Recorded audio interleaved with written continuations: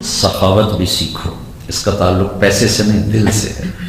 سخاوت بھی سیکھو، بخیل نہ بنو۔ سخی بنو گے اللہ رزق کھول دے گا، بخیل بنو گے اسی میں ہی رہو گے، گھٹ گھٹ کے چلتے رہو گے۔ سخی بنو گے تو اللہ تمہارے لیے دروازے کھول دے گا۔ حاتم طائی سے کسی نے پوچھا اپنے سے بڑا سخی دے گا؟ کہنے لگا ہاں بڑے دے گئے، یہ بدو سارے بڑے سخی۔ کہ میں ایک اپنے قبیلے کا بدو نوجوان تھا، اس کے یہاں مہمان ٹھہرا تھا، اس نے بکرے کا مغز آگے لا کے رکھا، تو میں نے کہا بہت مزدار ہے بھائی مغز۔ تو اٹھا اور ہم تو کھانے میں تھے، اس کے پاس 10 بکریاں تھیں، اس نے 10 کی 10 کاٹ کے صرف ان کا مغز نکال کے پکا کے مجھے کھلا دی۔ صبح میں نے دیکھا تو 10 بکریاں کٹی پڑی۔ میں نے کہا یہ کیا کیا؟ کہا آپ کو کھلانے کے لیے، آپ خوش ہو رہے تھے رات مغز پر۔ کہ تیرے پاس کتنی بکریاں ہیں؟ کہا یہی جو میں نے کاٹ لی۔ اور ہیں؟ کہا نہیں اور کوئی نہیں بھائی۔ کہا وہ مجھ سے بڑا سخی۔ تو سائل نے پوچھا پھر تم نے اس کو کیا دیا؟ کہ میں نے اس کو 500 بکریاں اور 300 اونٹنیاں دی سرخ۔ کہ پھر تو بڑا سخی۔ کہ نہیں وہ بڑا سخی، اس نے سارا مال میرے اوپر لگایا، میں نے اپنے مال کا تھوڑا سا حصہ اس کو دیا۔ بخیل نہ بننا، سخی بننا۔ سخاوت دل کی کیفیت کا نام ہے۔ سبق درہم 100,000 درہم، وہ کیسے؟ رجل عنده درہمان ورجل عنده اموال، جس کے پاس 2 تھے اس نے 1 دے دیا، جس کے پاس اموال تھے اس نے 1 لاکھ دیا، تو 2 میں سے 1/2 ہے، ٹھیک ہے؟ لہذا یہ آگے بڑھ گیا۔ جیسے تبوک کے موقع پر صدیق کا مال اتنا اور عمر کا مال اتنا، لیکن بڑا کون تھا؟ اس لیے کہ اللہ کے نبی نے سوال ہی بدل دی۔ اگر سوال ہوتا نا کہ ابوبکر کتنا لائے ہو تو ابوبکر ہار گئے تھے، عمر کتنا لائے ہو تو عمر جیت گئے تھے، تو اللہ کے نبی نے سوال بدل دیا، ما ترکت لأہلک۔ یہ کوئی سوال تو نہیں اس موقع کا، لیکن صدیق کو جتلانا تھا کہ اللہ رسول کو پتہ ہے کون کیا کر کے ہے۔ ما ترکت لأہلک، حضرت عمر کو پتہ چل گیا لے میں گیا، میں نے کہا جی آدھا لے کے آیا آدھا چھوڑ گیا۔ ما ترکت لأہلک، صدیق تو بتا، کہ ترکت اللہ ورسولہ۔ سخی بنو، بخیل نہ بنو۔ اللہ وسعت دے، اوروں پہ خرچ کرو، بچوں پہ خرچ کرو، ماں باپ پہ خرچ کرو، بیویوں سے حساب نہ لو، اتنے دیے تھے کدھر لائے۔ بہت لوگوں کو عادت ہوتی بیویوں سے بھی ایسے حساب لیتے ہیں جیسے نوکروں سے حساب لیا جاتا۔ بہت سے لوگ ہیں بیویوں کے ہاتھ میں پیسہ نہیں دیتے، تجھے کیا چاہیے میں لا کے دیتا ہوں، پیسہ نہیں ہاتھ میں دیتے۔ ایسا نہ کرو، سخاوت سیکھو۔ انسان کی فطرت بخیل ہے، یاد رکھو۔ انسان اپنی فطرت، پٹھان ہو، پنجابی ہو، سندھی ہو، بلوچی ہو، انسان اپنی اصل میں بخیل ہے، اسے سخاوت سیکھنی پڑتی ہے۔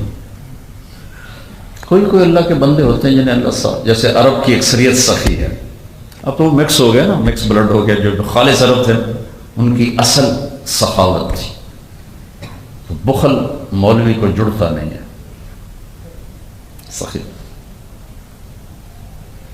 ہمارا ایک نوکر نوکرانی تھے، نوکر ڈیرے میں کام کرتا تھا، نوکرانی گھر میں کرتی تھی، میاں بیوی تھے دونوں، ماسی میرا چاچا گامو۔ تو ماسی میرا انتہائی بخیل تھی اور چاچا گامو انتہائی سخی تھا۔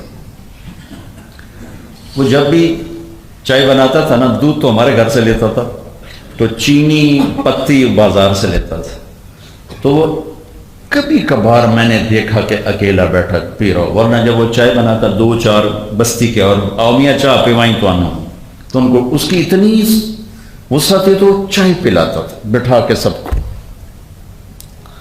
تو اس کی بیوی میں ساری چائے چ روڑ گیا، ساری چائے چ روڑ گیا، وہ کوئی چھوڑا کہانی بچا رکھ، وہ ہر ویلے لڑتی، ہر ویلے لڑتی۔ وہ کہتا میرے پہ وہ کیڑا میرے واسطے بچایا ہے، میں بھی تو پل پہ آتے، یہ بھی پل پوس سے۔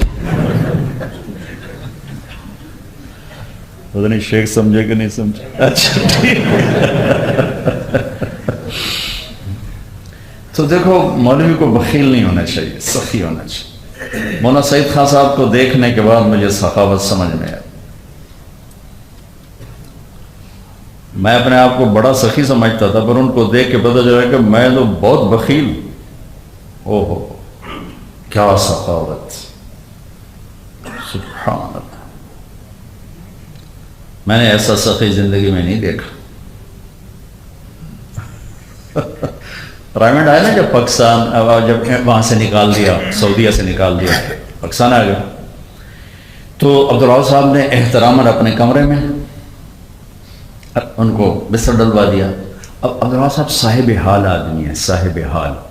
ایسے آدمی کروڑوں میں ایک اللہ چنتا ہے جن سے کوئی کام لیتا ہے، وہ صرف اسی کام کے ہوتے ہیں اور کوئی چیز نہ ان میں آ سکتی ہے نہ جا سکتی۔ زندگی میں ایسا شخص تم نہ دیکھو گے اگر آپ لوگوں نے کو قریب سے دیکھا، میری آنکھوں نے ایسا انسان نہ دیکھا نہ دیکھی۔ تبلیغ ان کا حال ہے، اور کسی حال والے کو دیکھنا تو اس ہستی کو دیکھ۔ کرتے میں یہ تھا نا آستین، اس میں بازو ڈالے یوں، یہ ایک واقعہ ہے اور روزانہ ایسے ہوتا ہے۔ اوپر سے میں آ گیا اور مولانا احسان صاحب یہ یوں اور یوں رہے دونوں بازو، اور یہاں 10 منٹ ہمیں دیکھ کے بات کر رہے ہیں اور ہاتھ یہاں، ان کو یاد ہی نہیں کہ میرے ہاتھ یہاں، لقمہ ہاتھ میں ہے اور پونا گھنٹہ گھڑی دیکھ کر لقمہ ہاتھ میں ہے اور اندر نہیں گیا، بات چل رہی۔ عجب انسان، کیا نبیوں والا درد ان میں دیکھا، نبیوں والی تڑپ، امت کے لیے بے قراری، ایسا میں نے نہیں دیکھا۔ تبلیغ ان کا حال ہے، تبلیغ کے علاوہ کچھ نہیں ان کو، نہ سوچ آتی ہے نہ آ سکتی ہے، لہذا انہوں نے کسی کو روٹی کیا پوچھنی، وہ تو اپنی روٹی یوں کھاتے ہیں کہ پونا گھنٹہ لقمہ ہاتھ میں ہوتا ہے اور باتیں چل رہی ہوتی، اس لیے ان پر وہ مولوی فہیم صاحب کو اللہ جزائے خیر، ایسا خادم میں نے زندگی میں کہیں نہیں دیکھا۔ سبحان اللہ، عبداللہ صاحب کی خدمت بہت نہیں کی، لیکن جو مولوی فہیم صاحب کر گئے میں ان کی عظمت کو سلام کرتا، کمال کرتا، اپنے آپ کو ذبح کرتا۔ میں کہتا ہوں مزاجن عبداللہ صاحب جیسی مشکل شخصیت دنیا میں کوئی، نہ کھانے کا ٹائم ہے نہ سونے کا ٹائم۔ تو پھر اسے آپ پابندی لگے، جب آپ کھانا کھائیں گے کوئی آدمی آپ کے پاس نہیں بیٹھا جائے تاکہ آپ کھانا تو کھا لیں۔ اب انہوں نے کیا پوچھنا، تو مولانا سعید خان صاحب آئے نا تو چوتھے 5 منٹ کہنے کے وہاں میرا بستر یہاں سے نکالوں، یہ تو کسی کو کھانا ہی نہیں پوچھتا۔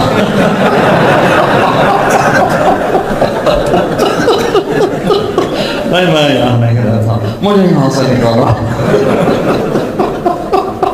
انہوں نے کیا پوچھنا، وہ تو صاحب حال آدمی، تو جا کے نا عربوں کے کمر میں ڈیرا ڈال دیا، وہ حال میں ڈیرا ڈال دیا۔ تو پھر بڑی تیزی کے ساتھ ان کے لیے ایک الگ کمرہ بنایا گیا جس میں پھر وہ تشریف فرما ہوتے تھے، تو ان کا دسترخوان 24 گھنٹے چلتا تھا، 24 گھنٹے، کوئی کمائی نہیں، کوئی کمائی نہیں، کوئی کاروبار، کوئی۔ تو بخیل نہ بنتا، سخی بن، اپنے بچوں پر خرچ کرو، وسط اپنی بیویوں پر خرچ کرو۔ عثمان رضی اللہ عنہ نے ایک شال لی، کتنے کی؟ 300 دینار، آج کا بنتا ہے 40-50 لاکھ روپیہ کا۔ نائلہ کے لیے خریدی ہے یہ شال، آخری بیوی تھی ان کی، 300 دینار، اور وہ تو بہت بڑے غنی تھے، تو 3 روپے بھی لے جاؤ تو بڑی گل ہے۔ اللہ کو سخی سے محبت ہے، چاہے وہ فاسق ہی کیوں نہ ہو، اور بخیل سے نفرت ہے، چاہے وہ عبادت گزاری کیوں ہو۔ تو لوگوں پہ لگانا سیکھو، اللہ تمہیں دے۔ تمہارے حقدار ماں باپ ہیں، تمہاری بیوی، تمہارے بچے، تمہارے رشتہ دار، تمہارے دوست، جتنی تمہاری وسعت ہے دینا شروع کرو گے، اللہ اور دے گا، اللہ اور دے گا، اللہ اور دے گا۔ کہ سخی دلوں میں جگہ بنا لیتا ہے۔ سامری کو منافق کے باوجود سخاوت نفع دے گی۔ جب سامری جو بچڑے کی عبادت کا ذمہ دار ہے، عبادت کرنے والے قتل کیے گئے، سامری قتل ہونے لگا تو لگا نہیں، اسے نہیں قتل کر، چھوڑ دو آپ ہی مر جائے گا۔ موسیٰ علیہ السلام نے پوچھا کیوں؟ ان کا یہ کام وقت سخی ہے، سخی کو قتل کرنا مجھے اچھا نہیں لگتا۔ تو آپ اہل ایمان ہو، اہل علم ہو، تو اگر آپ سخاوت سیکھو گے تو بہت عالی شان مقام ہوگا آپ کا۔ ایک واقعہ پڑھا تھا ہاشم کے نام سے، وہ کون ہیں، ان کی کیا ہے، آگے پیچھے ہو تو نہیں پتا، کتاب کون سی وہ یاد نہیں، واقعہ یاد ہے۔ سفر میں تھے تو ایک جگہ اترے، دوپہر ہو گئی، جو خاتون خیمے پر بیٹھی تھیں، بہن کھانا ملے گا، تو اس نے کہا کہ میں نے تو کوئی ہوٹل نہیں کھولا کہ کھانے پکا کے دوں، چلو اپنا راستہ دو۔ تو وہ بیٹھ گئے، بھائی اب دوپہر کہاں سے لوں، صحرائی سفر عرب کا۔ تو تھوڑے دیر میں اس کا ایک شخص آ گیا، اس کا خامن، تو اس نے سلام کیا، کون ہو بھائی؟ مسافر ہوں، دوپہر کاٹنی ہے، کھانا کھایا ہے؟ کہا یہ نہیں کھایا۔ تو اس نے بیگم سے کہا تم نے اسے کھانا نہیں کھلایا؟ انہوں نے کہا میں تو کوئی ہوٹل بنایا۔ انہوں نے کہا تو مجھے ہمیشہ رسوا کرے گی۔ انہوں نے جلدی سے بکرا کاٹا، تیار کیا، کھلایا پلایا، اور تاخیر کی معافی مانگ کر کہنے رخصت کیا۔ چلتے چلتے چلتے اگلی منزل پر پہنچے تو وہاں بھی ایک خیمہ نظر آیا، وہاں خاتون بیٹھی تھی۔ تو ان سے کہا بہن کوئی کھانے کو ملے گا، مسافر ہو؟ ہاں ہاں جی، بسم اللہ، مہمان تو اللہ کی رحمت۔ بکرا کاٹا، صاف کر کے پورا بکرا بھون کے اوپر سے کھانے لا گیا اس کے۔ اوے کون ہے تم؟ کہا جی میں مسافر ہوں۔ اے بکرا کتوں آیا؟ کہا جی خاتون نے، او تیرا بیڑا غرق، تو میرے بکرے مکا چھڑے، مہمانوں کو کھوا کھوا کے تینوں شرم نہیں آئی؟ تو کہنے لگا میں زور سے ہنس پڑا۔ کہنے لگا کیوں ہنسے ہو؟ کہو پیچھے اس کا الٹ دیکھا تھا، وہاں عورت تیرے جیسی تھی، مرد اس عورت جیسا تھا۔ کہنے لگا جانتے وہ کون ہے؟ کہا نہیں۔ کہا وہ میری بہن ہے، یہ اس کی بہن ہے۔